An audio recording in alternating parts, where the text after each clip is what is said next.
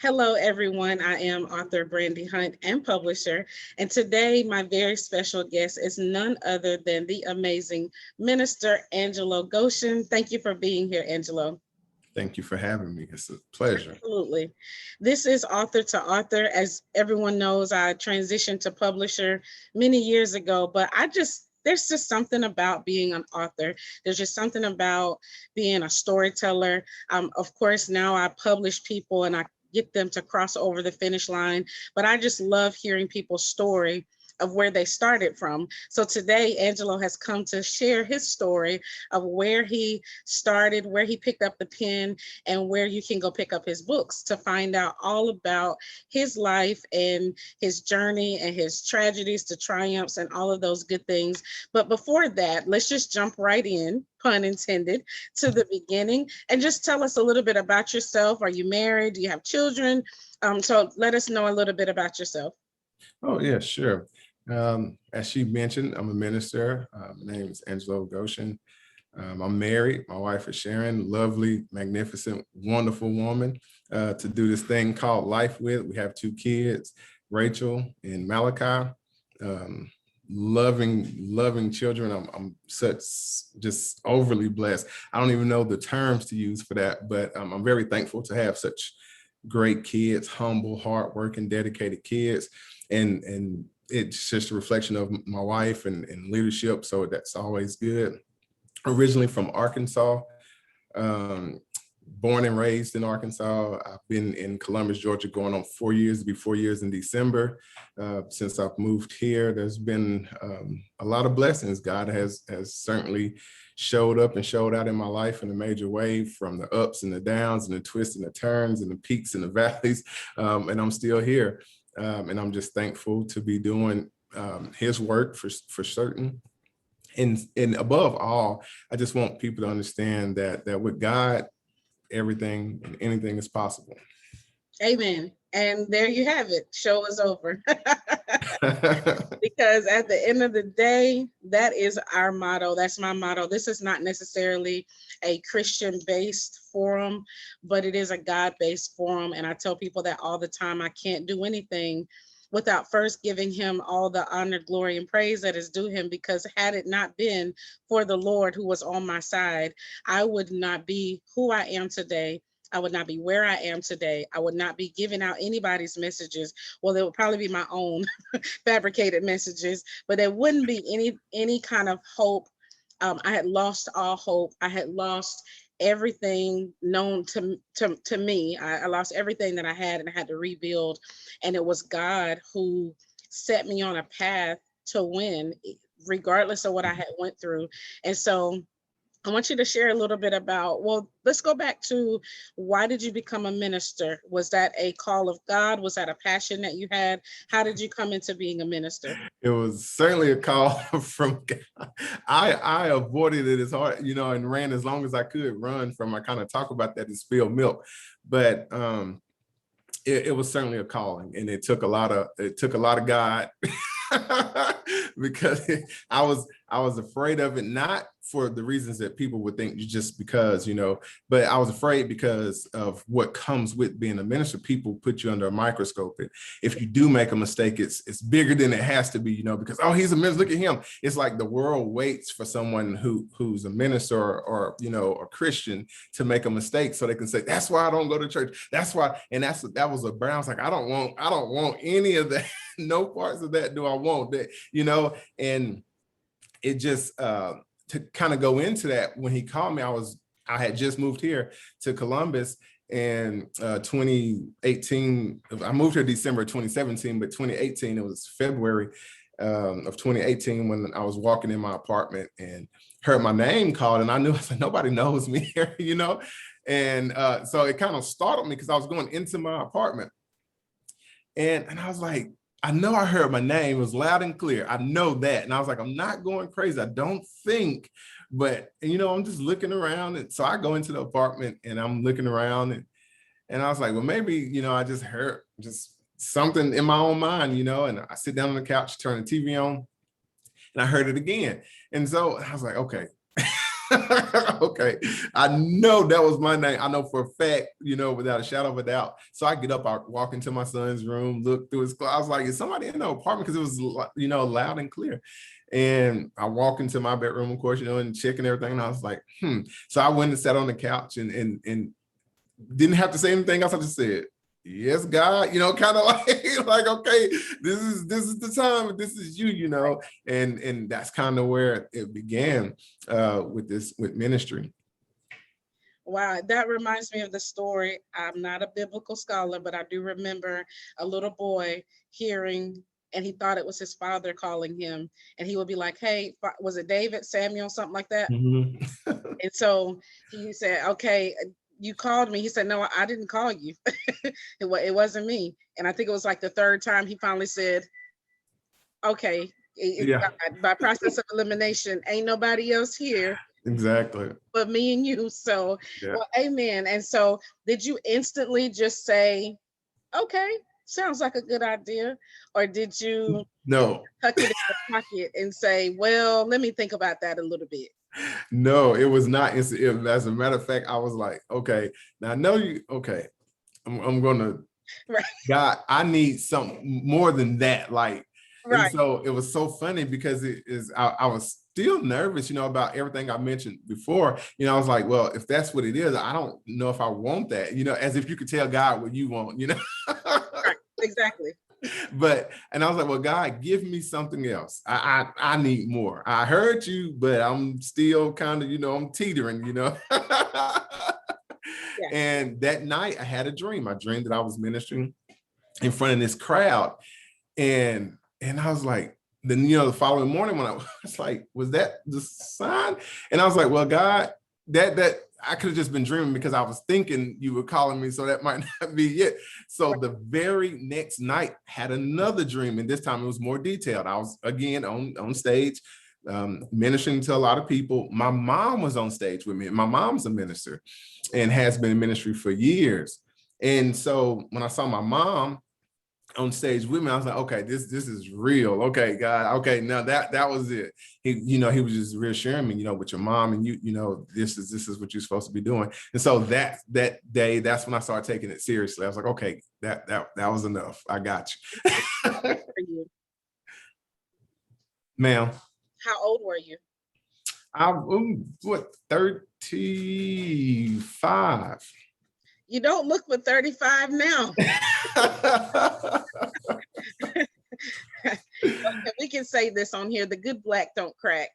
And so, how old are you?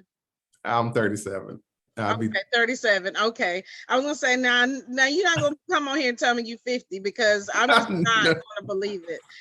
no, You don't even really look 35. I was gonna say, but because I know who you're married to, I'm like, well, you can't be in his 20s. So he gotta be somewhere in his 30s, at least to be legal. And so but that's amazing. Yeah. So you've been going hard for God for the last 2 years. You finally said okay, and I know what that's like. And I always tell people you can throw religion on the garbage if you want to, but one thing that is sure, God will find you right where you are. You can throw all the Bibles you got, you can throw it all away and say, well, I'm just not going to believe in anything, and he will show up in your dreams. He does not care about the parameters that you set, that you're like, well, Right. I'm just not going. He will keep tapping and keep knocking. Now, I do believe that God may say, you know what? Well, if you don't want to do it, there be another willing vessel. But he will keep trying to get our attention. Mm-hmm. If in fact it could just be, I needed another sign, or I was scared, or I knew it was you, but I have to lose or let go of. I try to tell people we really don't lose anything, because in the end, the back of the Bible says we win. So, but however, we do have to let things go and be okay in the grief process. Right. So in that process of you saying yes to God, I'm sure you had to say no to a whole lot of other things. Yes, And so indeed. here I am, here you are ministering. How did you come into ministry? Did you go to the pastor and say, okay, I believe I've been called? Did you go to school? Or did you just say, you know what, just gonna go with the calling of God, and he's gonna be the one to ordain me. And I'm okay with all of those because I understand God's will. Right. So actually I looked for a local church and went to that. Uh, Once I got in there, just kind of got a feel of them, and Bishop was walking by and he kind of, now I don't know what it was God, divine intervention for sure. Like I said, this is my first time in the church, never seen these people in my life, and I know they never seen me. And he walked by and he kind of paused. He was walking up the aisle, he kind of paused, he turned and he looked at me, had a big old smile on his face, and he pointed at me. And so I was like, why did he do that? Like, okay, he think I'm someone else, and after church, they say, if you're a guest, come, shake our hands, greet us. We want, and so after church, I did that. And he was like, hey, and I was, like, hey, and he was like, there's something you want to say, isn't it? And I was like, okay. and that, it was funny because before I found that church, my mom said, wherever you go, they'll know. You won't have to say anything. And so that was kind of like, okay, Mom. So immediately after church, Mom, guess what? But that's exactly how it happened. It was for sure, like that's what really opened my eyes. I was like, okay, this is real.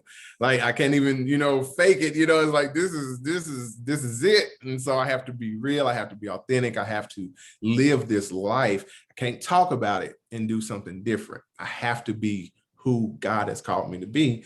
And I have to make God look good. And that is my whole thing. I said, I'm not going to make God look bad.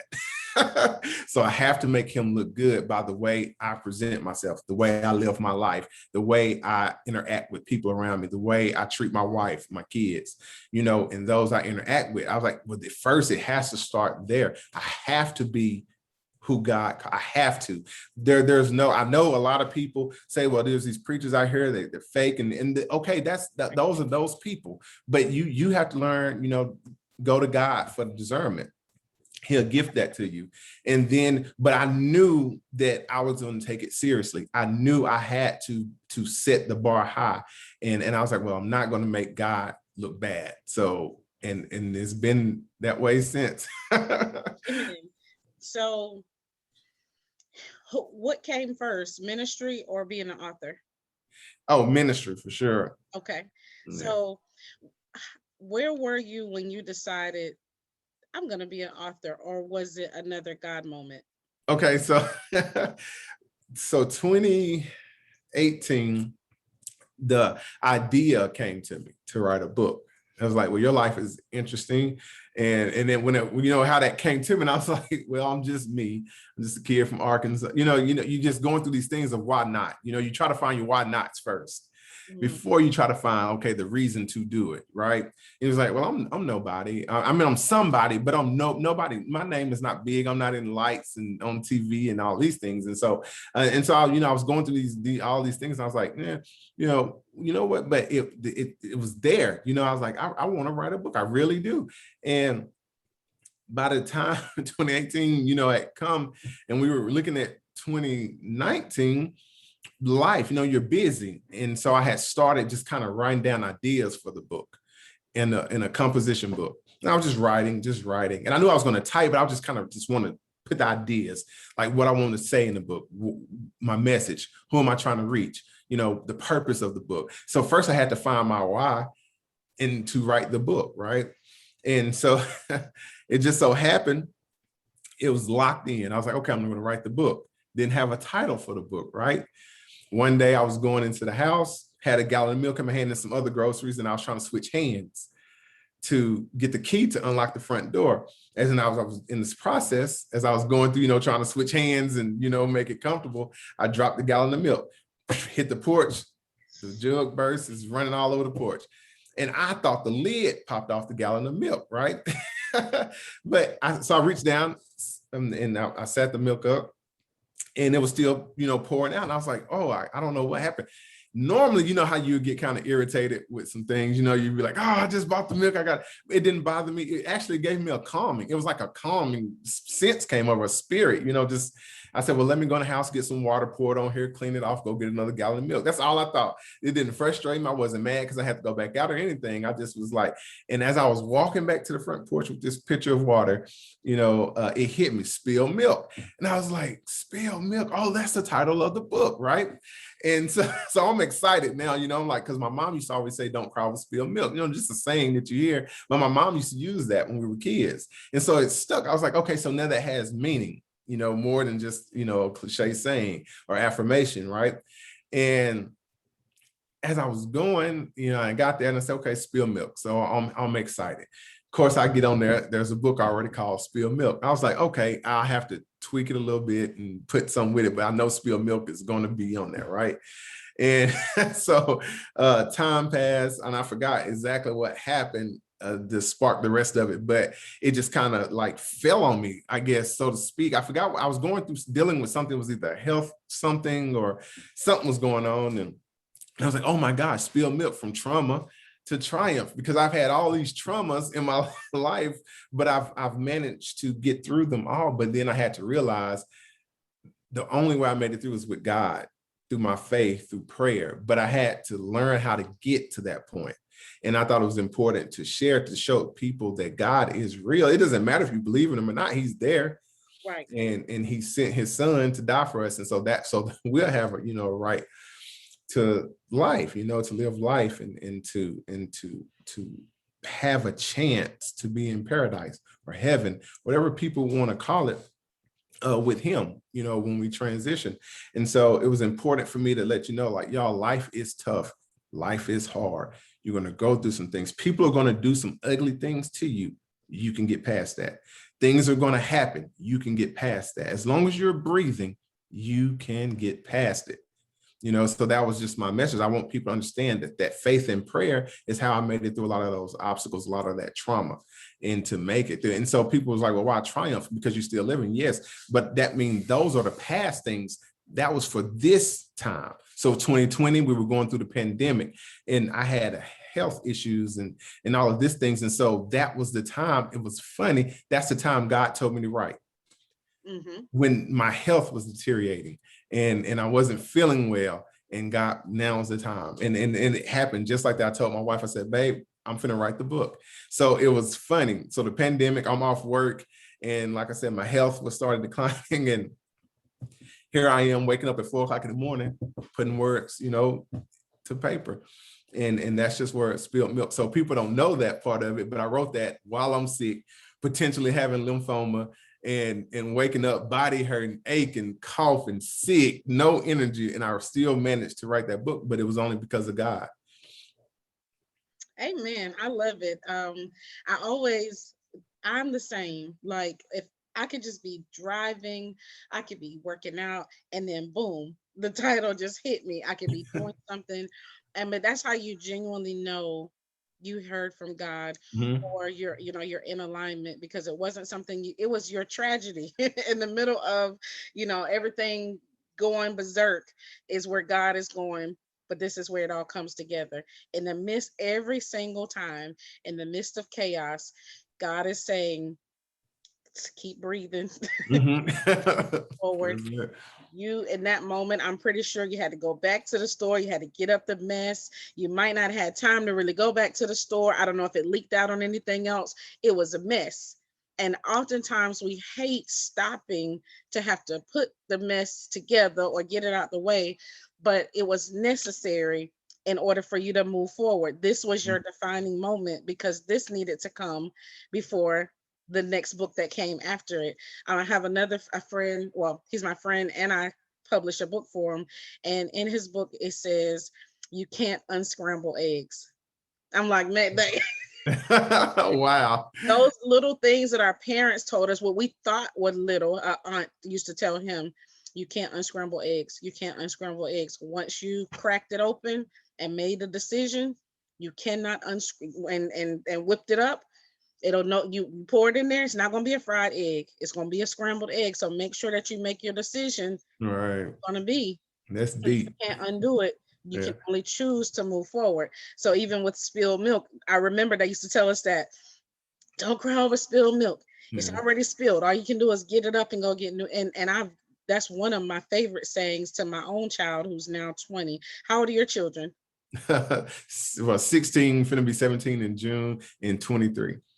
Oh, so you got one over the hump, and then you got one getting ready to go over the hump. And that 17 is the one that almost took me out. Like, hold up, home girl. Wait a minute. It was 13. It was the beginning of teens and the end of teens. It was like 13, and then right around 14, 15, we started to level out. And then at 17, 18, she started going back up. I was like, Lord, I don't want to send her back to you, but you about to get her. So yes, don't cry over. I used to have to tell her that all the time. Somebody's at school's bothering me, or I didn't do good on the test, or the whatevers of life are happening to teenagers. I'm sure you probably go through it with your 20-something-year-old, 23-year-old. Something tragedy to us wouldn't be tragic. Right. Is it a boy, girl, or girl? Both girls? No, the boy's 17. Oh, the boy's 17. Okay. So I don't know anything about raising boys. You have to tell us, was it a little bit easier? Oh yeah, boys for girls. Yes, this is hands down. So you talk about the trauma, but you didn't tell us what the trauma was. And not that we want you to come on here and tell us all the juice, because we're going to buy the book. But what's one of the major traumatic experiences that you went through that maybe you thought you wouldn't come out of, or that you turn around and go, wow, I can't believe I made it through that? There's so, oh my gosh, that's a loaded that is loaded, but oh man, there's so many. Well, we only 30 minutes in, so we got plenty of something that happened when I was younger was when I talk about it in the book was someone, close to, basically what's family, a molestation thing. That kind of, and I was 5, 6 years old.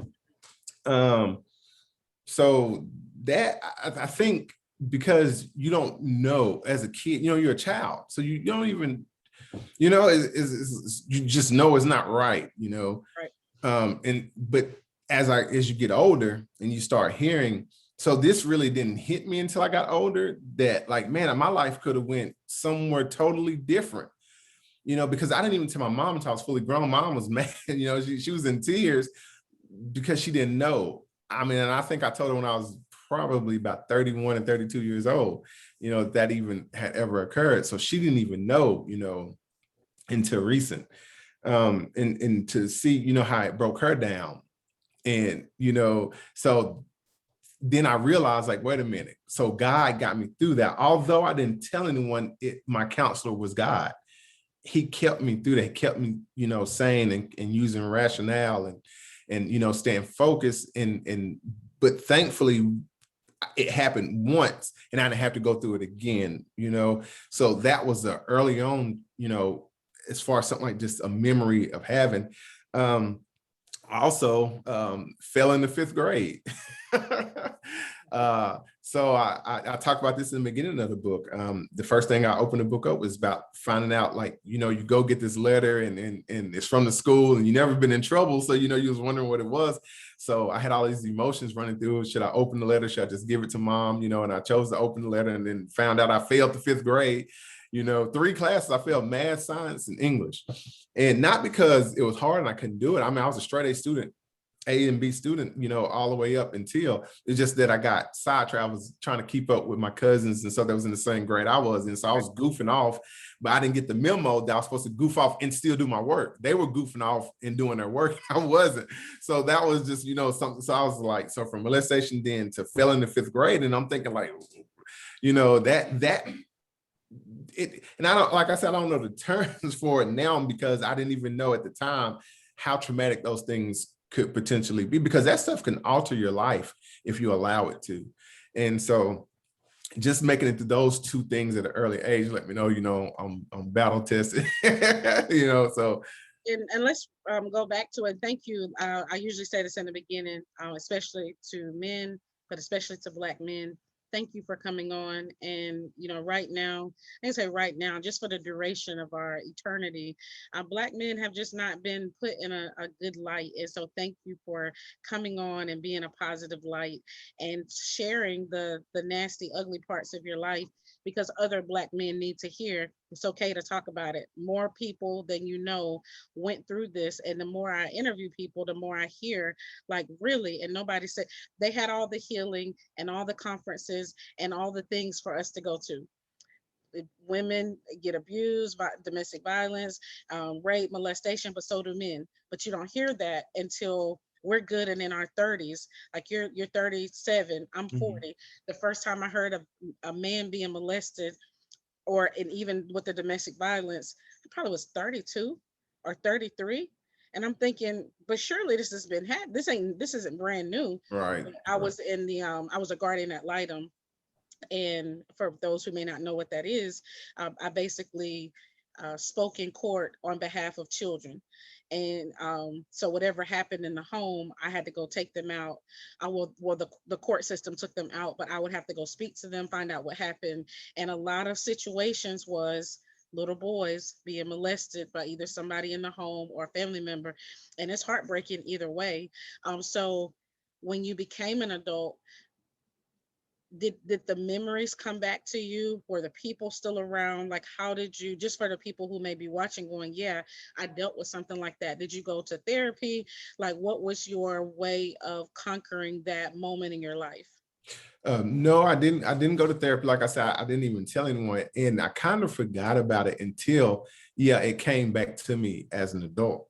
You Hmm. know, and I can't. I don't know why. Maybe something just happened and trigger or something. I don't know if I seen it to a movie or heard somebody talking about it or what, but it just hit me, just boom. And I was like, oh my gosh, I've actually been through something like wow. Because I know some people who didn't make it through this situation or the Right. circumstance like that, or they made it through that, but then they couldn't deal and end up committing suicide or what have you. Yeah. And so then I realized, like, wow, I was on I could have, that could have been me. And so then I realized, like, it's time to speak up. It doesn't matter how old you are, you have to speak up, because those things can really, can really mess you up mentally.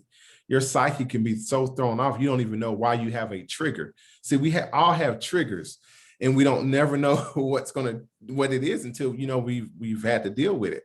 And like I said, I can't remember exactly what it was because it was so long ago now, but whatever triggered, but when it triggered, I knew I had to talk because it was a weight. Was it before or after you got married? It was before. I I I I'm led to believe that God will start letting stuff pop up in our single life, so that when we get to the other side, it didn't come out all of a sudden, and now you're contending with your wife, or whatever on the other side. And so when we go, oh, it just came out up, and I don't even know when it or why it. I think it's one of those moments where God is like, hey, this seed is still in there, and I need you to deal Mhm. with it so that it doesn't come up later, and then it's really ugly, because you don't know what it would have been like had it come up on the other side. But hey, I'm watching a movie, I can deal with my own feelings right here, ain't nobody else got to deal with me. And you were able to conquer that and then cross over and be pure and holy and all of those things that God needs us to be in marriage. So you conquered that. And then the failure in the fifth grade, I didn't fail the fifth grade, but I remember that's when I transitioned from, in North Carolina, they had what was called intermediate schools. And so in North Carolina, I was in in North Carolina, I was in middle school in the fifth grade. So when I came to South Carolina, and I went to the sixth grade, I went back to the beginning. So let's just say I was the top dog in North Right. Carolina. Then when I moved to South Carolina, I had to go back to the bottom, and it was like starting over all over again. And I may look big on this screen, but I'm only 5 foot tall, so I can imagine that.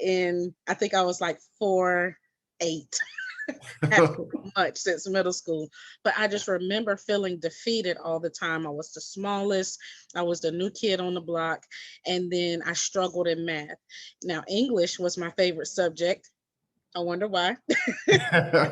But math used to dominate me, and I literally felt like I was going to fail every year. So, talk about how the fifth grade led up to your adulthood and those thoughts and what you did to conquer them.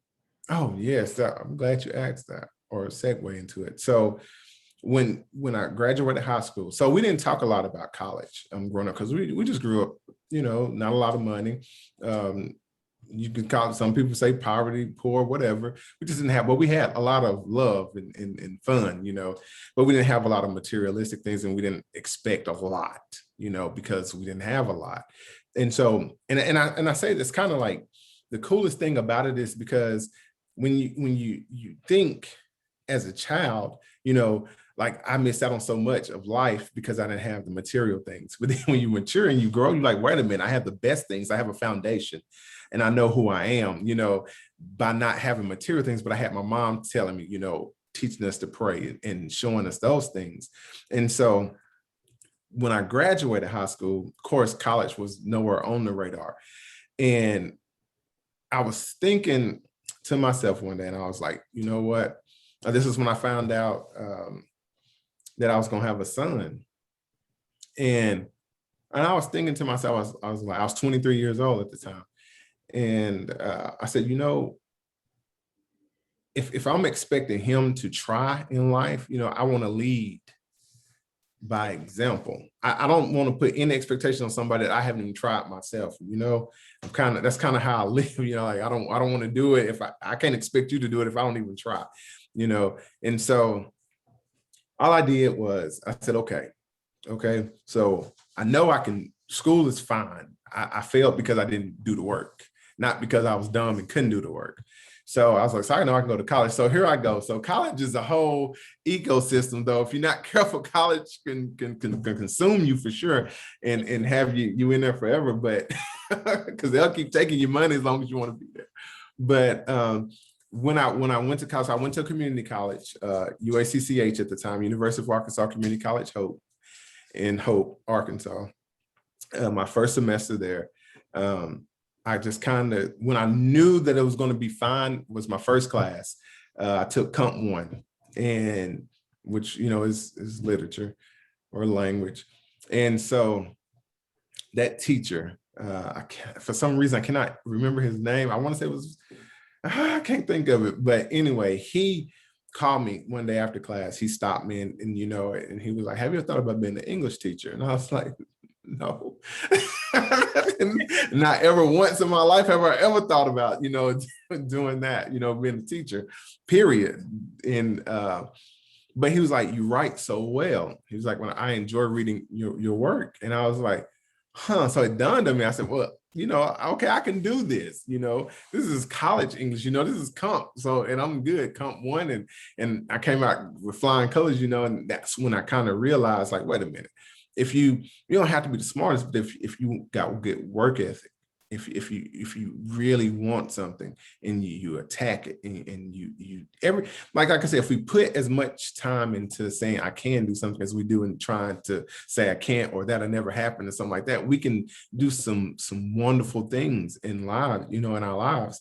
And that's just kind of how I took college. I was like, okay, I want my son to understand that he can do this as well because I'm going to lead by example. And so when I get in there doing that, and like I said, I had to talk with the Comp 1 teacher.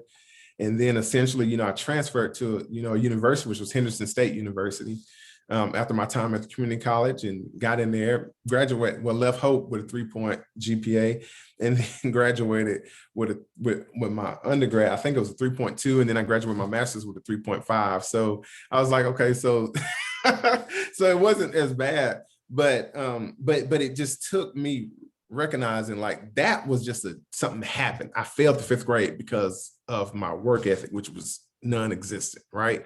That doesn't dictate my life. Just because we didn't have money when I was a kid, and throughout high school doesn't mean I can't find a way, right?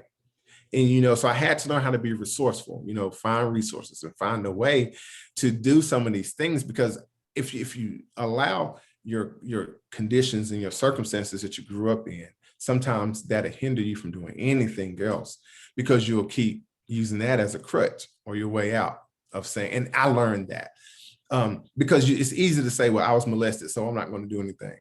Correct. Or I failed, so I can't do anything else. I'm a failure. It's easy because you don't have no way out, because you don't see. What is it in the community, this taboo, going to counseling? You can't go to counseling. As a man, you can't. And that's it. Right.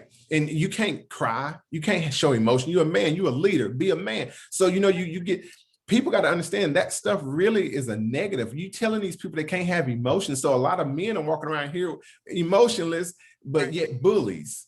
You see what I'm saying? And that's why I was like, I don't want to be that way. Like, I tell myself, cry, boy. If you need to cry, cry. I'm gonna cry with you. If you want to be happy, be happy. If whatever emotion, it's okay to have that emotion. If you're angry, be angry, but don't dwell in it. You see, go through your little moment. If you get mad at me, be mad at me, but come back out. It's okay. I'm still daddy. I still love you, and I still want the best for you. And that goes for the whole family. My wife, you get mad at me, go stew, you'll be all right, come back.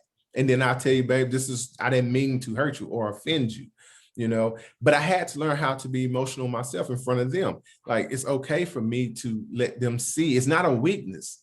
Actually, I think it's a strength, to show your emotions, because they think I'm walking around here that we're not emotional beings, but we are.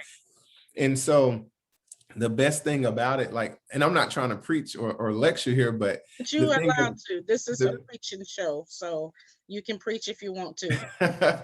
But the thing of it is you have to, like with ministry, like with college, with family, with your loved ones, you have to be who you are, but don't be ashamed to fall, make a mistake, do something.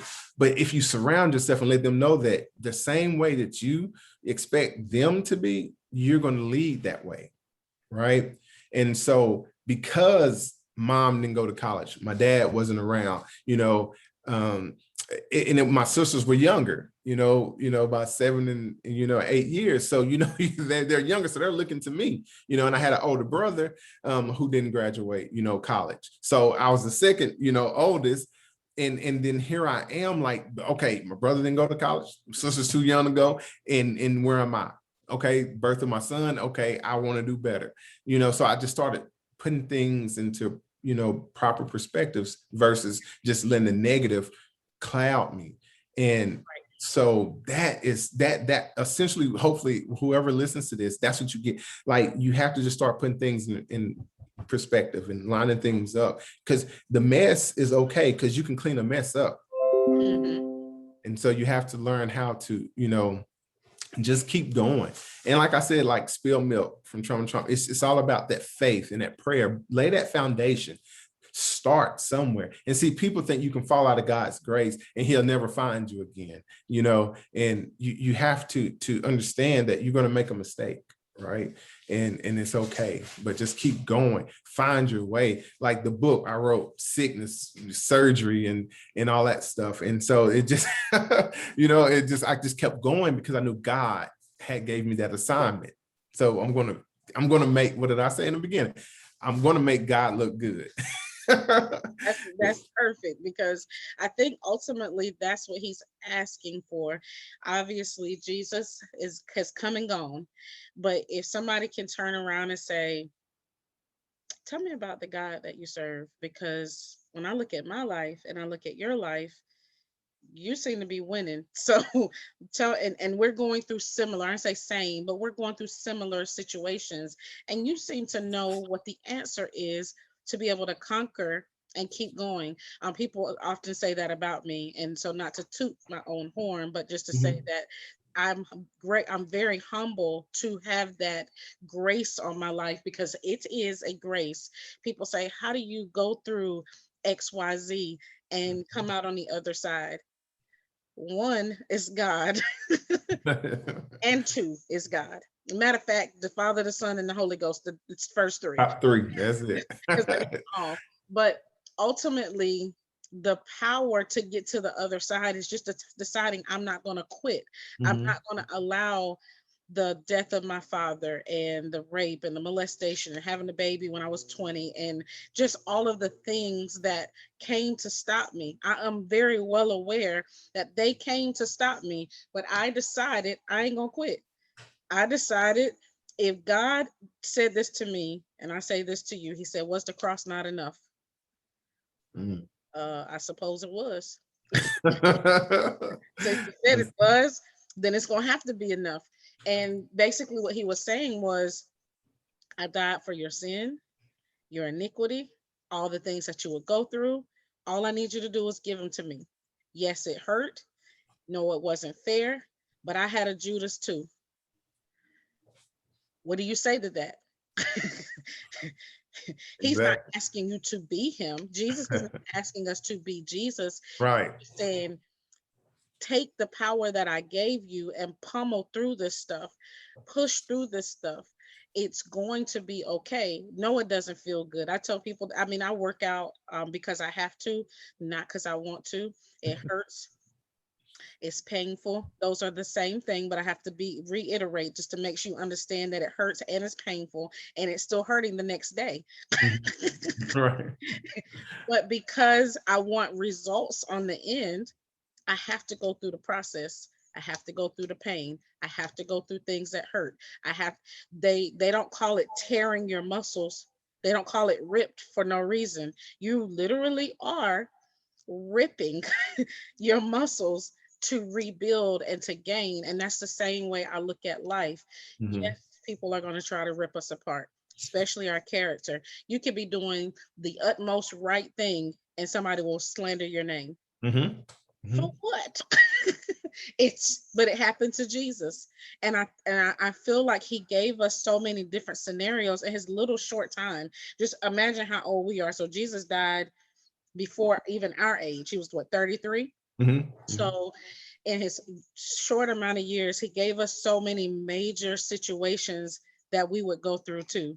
Friends leaving, betrayal, the whole world turning their Right. back on him just Mhm. because of who he was. And so here we are living to tell the story. Like you said, some people didn't live through this stuff. And that's why I always try to encourage authors. And they always tell me, well, Randy, I'm not an author. You are. We'll get there. Mhm. So most of it is Mhm. the weight of the name. I'm gonna do a live about that one day, maybe today. But it's the weight of the name more than anything else. Right. But when God calls you to do something, you can keep saying no, but your story is helping someone else.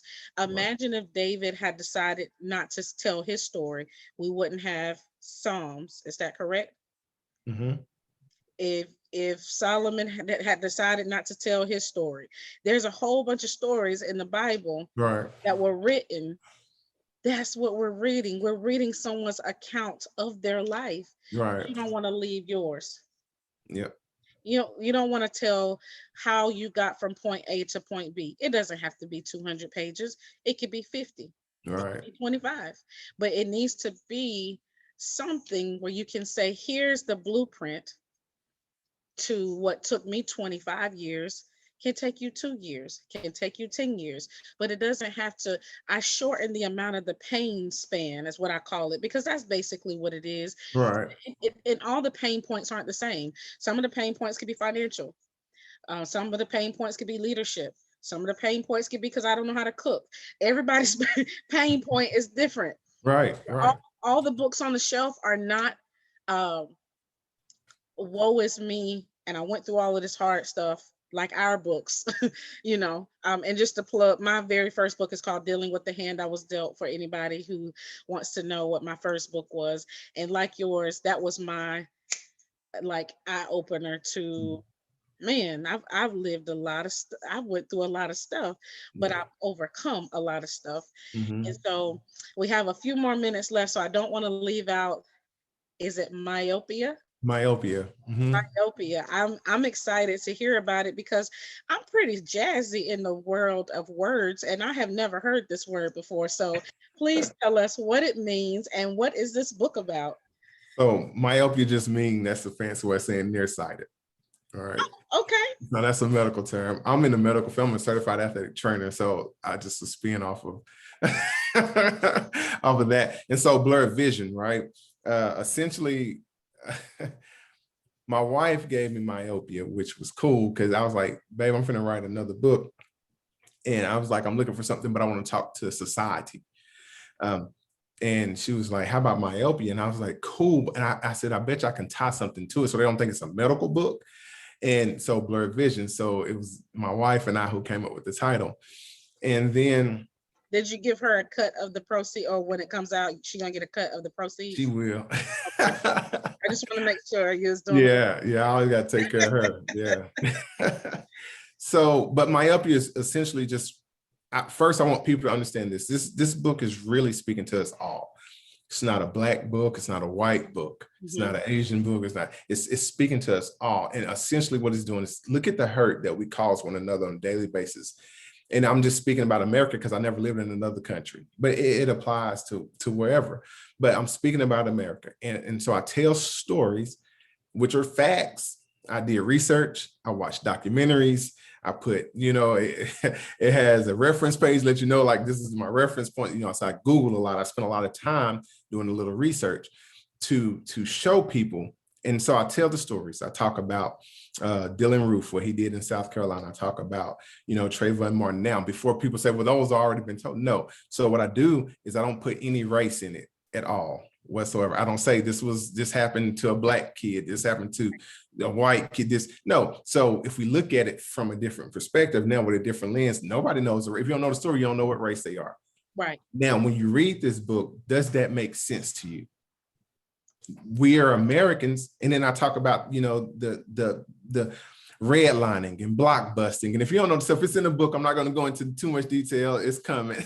but I'm telling, I talk about crime rate, what's constant. I talk about fatherless homes. So they give us all of these, this information that's saying fathers aren't in the home, and it can be misleading. Well, when you say fathers aren't in the home, are you talking about a father just absent totally, a father who doesn't live with his child? Because that doesn't mean the father isn't in the child's life. But see, we're so quick to be judgmental. Oh, they say 80% of these people grow up without one father in the home, but a child can only put down one primary, address, right? So just because the dad doesn't live with that child doesn't mean the dad is not. So I'm just I call that part of the book Mythbusters. And that one I am talking about Black, because this is a lot of things that they put on the Black community to say that this, and this. So I just go through, and it's called Mythbusters. It's in there, read it. And like I said, it's not opinion. I researched this stuff out. So of course I kind of say how we can, I give suggestions, and things about like how we can potentially make this world better. Maybe not for us, but maybe for our kids, our grandkids, great grandkids, because the current state and the current condition of where we are, it has to be better than it, and it can be, but it takes us, looking past self. So essentially it's just can you get past yourself? Because we all have our diva moments, right? Where, I won't have my way. I got to have it. So, and then I'm kind of talking that we can have varying opinions and still not be enemies. People think because we disagree, that means you have to be my enemy after. We don't have to be enemies. You could be my friend. We could have grown up together and spent 25 years of our lives together, right? And in the end, just because I say something that you don't agree with, so I'm gonna throw away 25 years of friendship because we have varying opinions about one topic. And so I'm trying to tell people, y'all, we are better than, you throw away friendship because you had one disagreement. Do you think that came from cancel culture? Are you familiar with the term? I'm familiar with the term. You know what? It was, okay, so it potentially, but it was another thing God did, because actually this was the book that's actually in, going through the process now, was started 4 times before. This was the 5th installment of this book, because I wanted to put the right. So the first time I started, I think I understand. It's a process. Yeah. So like the first time, I think I had gotten to like 15,000 words. Complete. I didn't throw it away, but I'm saying I took it to the side, started back with word number 1, got to like 25,000 words. I didn't feel like, I was telling Sharon, I was like, I want to feel goosebumps when I read it. I Right. want it to mean something to me as well. Although I'm writing it, I want to read it and get that feeling, because what am I trying to get to the readers, right? What message? And so I want to feel that message, and I need the message as well. And I talk about, prejudices and race, and I mean everything. I talk about church people and Christian people. There's a whole thing, like, because I want people to understand this. Like, and I pose this question in the book. I'm going to give this one away. I ask, if everyone in the church is saved, who are we saving? And that question.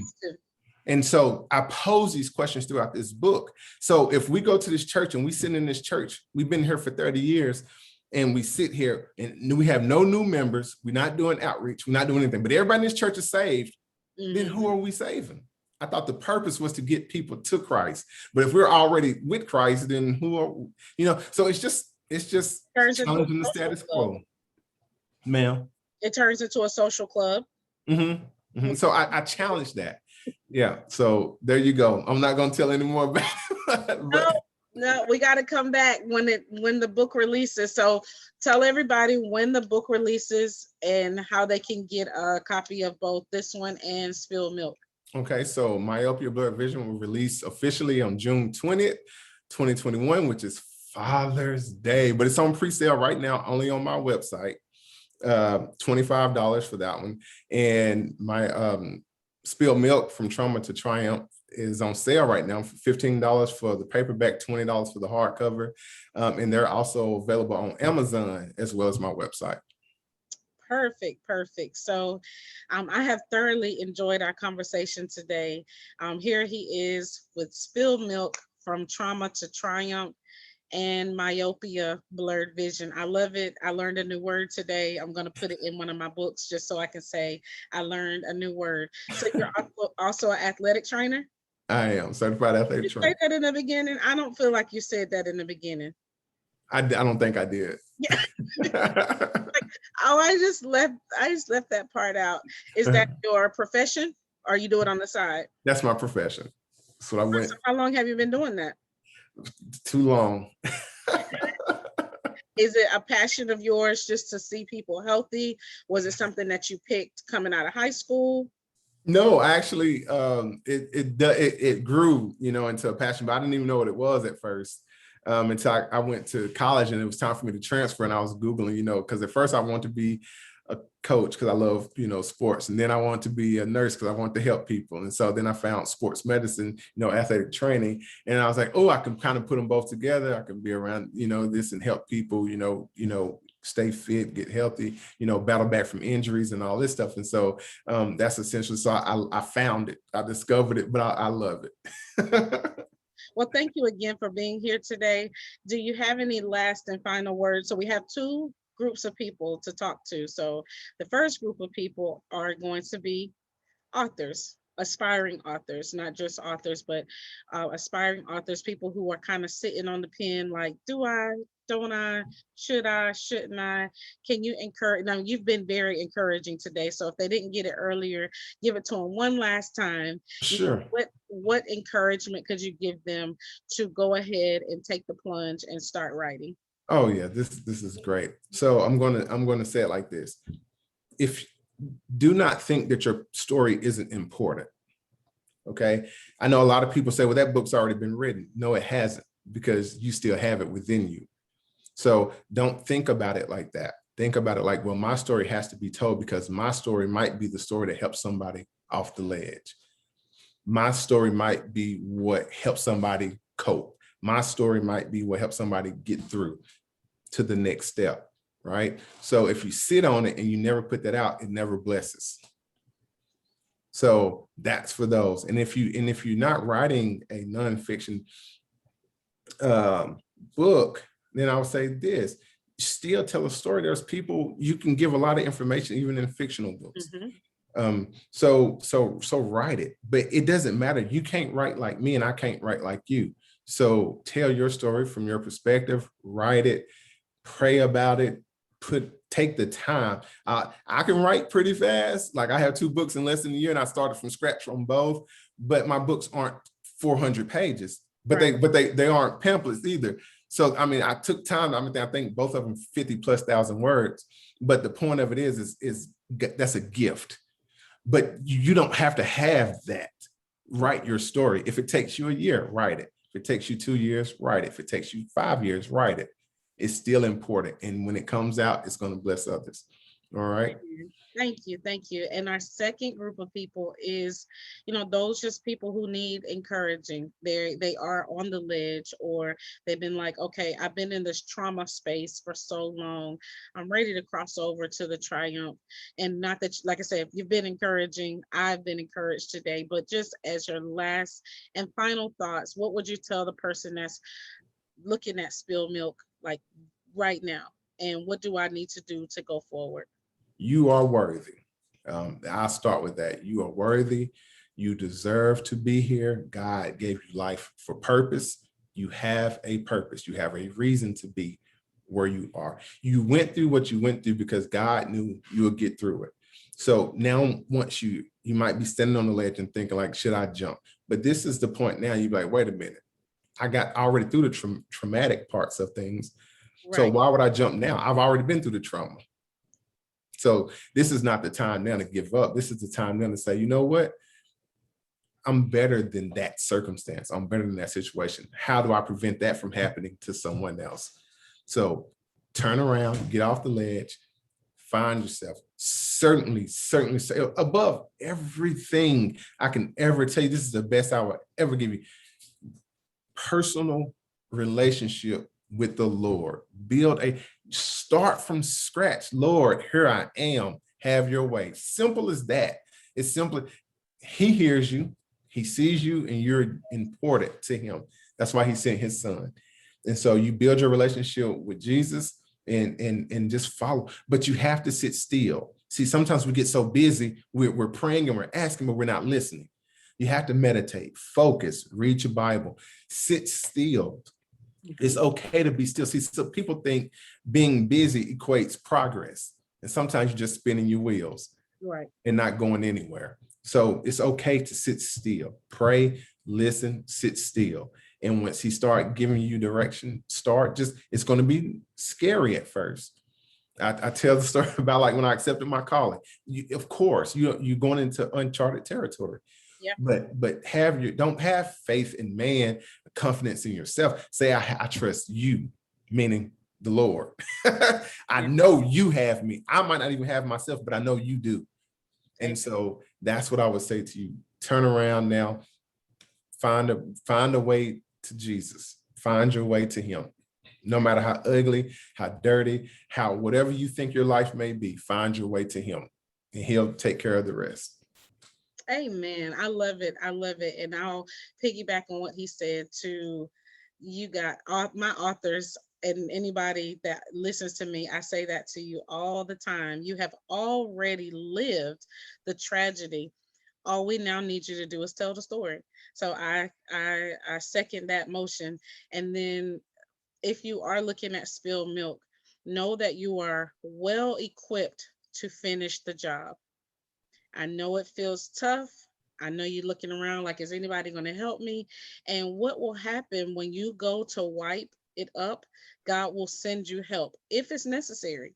He may tell you, you know what, I'm going to let you do this one on your own because he needs you to find the inner strength. Sometimes we're so caught up on finding something external that we forget we're pretty strong individuals. You know this, working with the human body. The body and the mind were very intricately put together. Mm-hmm. I'm telling you, God knew what he was doing when he put our bodies together. Now you just need your body, heart, mind, and soul to line up with each other, because your heart be doing one thing, your mind want to go do another thing, your body want to take a nap. So we got to get them all going in the same direction. But at this point, keep reminding yourself, affirm yourself, heal yourself, grow yourself. And that spilled milk won't even matter, because the gallons that are coming after it, when you get yourself together, when you get your life together.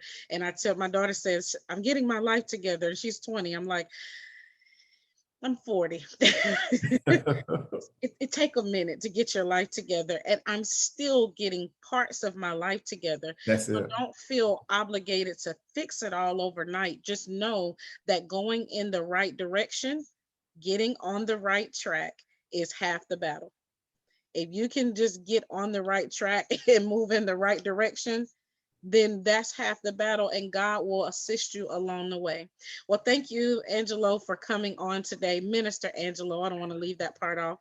Minister Angelo Goshen, thank you for being here today. If you desire to publish a book and you need a publisher, you know that you can contact me. My email is publishu, Publish, the letter U, 00 at gmail.com. You can send me an email, or you can go to my website at brandyhunt.com. Did you already give your information about how to contact you? Instagram, you can go to his website. I don't think I did, but Instagram, of course, my website is my name, angelogoshen.com. Facebook, Angelo Goshen. So it's all there. So Angelo, you see how to spell his name right there. So that's it. Thank you guys for watching. And if you have any further questions, you know that you can email me or inbox me, and we will see you next time. Bye. Thank you.